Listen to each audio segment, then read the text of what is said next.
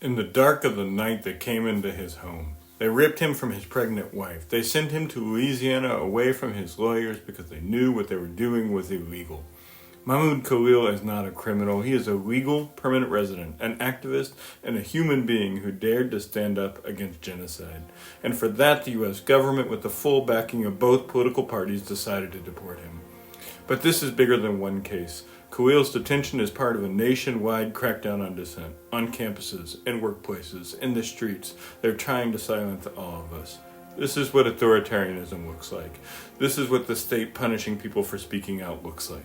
In the past year alone, we have seen universities call in riot police to smash student encampments. We have seen mass arrests. We have seen students suspended, expelled, and even fired from their jobs for standing with Palestine. And now we are seeing them lose their degrees and be deported. This is not just happening in red states, though it's happening everywhere.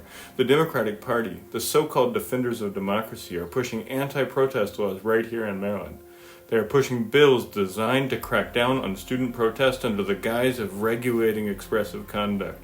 They are pushing bills banning masks at protests, making it easier for police and far-right groups to target and dox activists, and harder for people with disabilities to participate. They want to intimidate us, that's the point. They want to make an example out of anyone who dares to challenge their power. This is what repression looks like. When they can't win the argument, they send in the cops. When they fear losing power, they try to silence dissent. That's how the people know they can win. We have been here before and we have won before, and students have always been a spark to light the fuse, and every time the powerful have tried to crush them. In 1964, the free speech movement at Berkeley fought against university policies that sought to silence students. They won. In 1968, the Third World Liberation Front led strikes to demand ethnic studies and a more just, expansive university. They won. In 1968, black students right here in Maryland at Bowie State College protested racist policies and chronic underfunding for months. On April 4th, 1968, 227 students were arrested while demonstrating at the State House in Annapolis, and yet, eventually, they too won.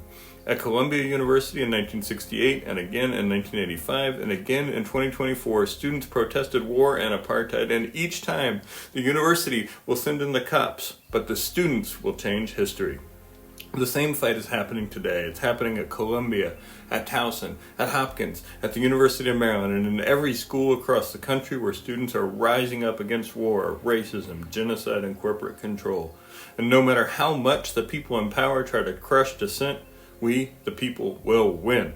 Let's be clear. They are not cracking down because they think resistance is futile. They are cracking down because they know how powerful the people are.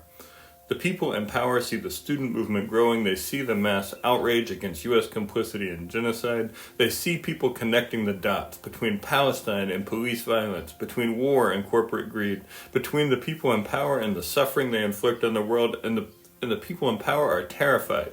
So they are throwing everything at us: deportations, suspensions, firings, legislations, riot police. Today, Saturday, March 22nd, is a day of action for the Green Party Arab and Muslim American Caucus, and we join them in their three demands. 1. Immediately release Mahmoud Khalil. 2. End government overreach targeting dissent and free speech. 3. Protect the First Amendment for all communities at all times. Call your elected officials, from Congress to City Hall, and demand action. If they won't stand with us, don't vote for them. Don't volunteer for them, and don't donate to them. I want to close with this. History tells us one thing. Repression breeds resistance. They tried to silence the civil rights movement, and they failed. They tried to crush the anti-war movement, and they failed. They tried to erase Palestinian liberation, and they will fail, and Palestine will be free in our lifetimes. Because we will keep fighting, we will keep speaking, we will not be intimidated. To every student who has been arrested, harassed, suspended, or fired, we stand with you. To every worker, professor, journalist, and activist facing threats for telling the truth, we stand with you. To Mahmoud Khalil, we are going to fight until you are free. This is our moment to make a choice.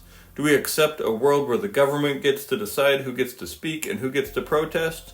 Do we accept a world where protesting genocide gets you fired, arrested, or deported? Do we accept the lie that the people in power will save us when they are the ones attacking us? Or do we fight back? We can build a different world. We can build a different world. A world where protest is not a crime. A world where speaking out against injustice does not put your life at risk.